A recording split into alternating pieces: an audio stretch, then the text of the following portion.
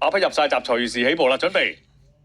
一起步嘅時候咧，咪出得快少少，近內檔嘅馬啦，輕鬆得勝啦。白雀河一隊就快啲，咁啊中間有馬搶我紙牌情趣啊，跟住上嚟咧仲有稱心少女啦，咁大個檔嘅潮流熱話嘅，然之後個馬先見到仲有抱抱鑽石啦，後一陣嘅馬啦，乜外檔咧埋緊嚟咧，紅衫白帽嗰匹咧就呢隻嘅烈火雌威嚟嘅，喺佢後啲位置咧情志相投啦，咁啊中間咧仲有匹企業紅屏啊，然之後一對紅衫嘅馬啦，咁就求變女子啦，夢爾莎黑帽啦，再跟住個馬咧先見到仲有心輕盈啊，然之後啦仙女河啊咁同埋咧就暫時咧隻貴氣女士就尾4尾5嘅，尾3啊致敬歡呼，咁啊尾2咧一路咧慢慢移出外檔嘅話，就呢隻仙女河啦，咁啊包緊尾咧，咁啊暫時咧水藍尖精嚟嘅，入到嚟之後直路嘅時候，咁前面咧紙牌情趣就帶緊頭啦，咁啊跟住上緊嚟嘅馬咧喺外檔嘅話，呢隻潮流熱話嚟嘅，出邊咧就抱抱鑽石啊，咁啊走埋內檔上嘅馬咧仲有白雀河啦，然之後咧輕鬆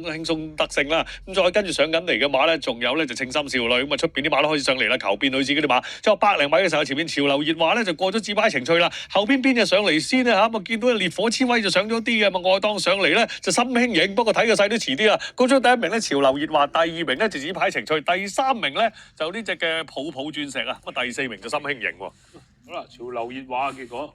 贏咗呢場賽事啊！史天尼啊，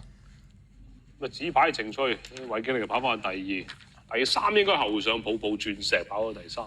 個心形好厚啊，似啊，因為表圖又有啲唔同，你太厚又唔掂啊。好啦，咁啊見過。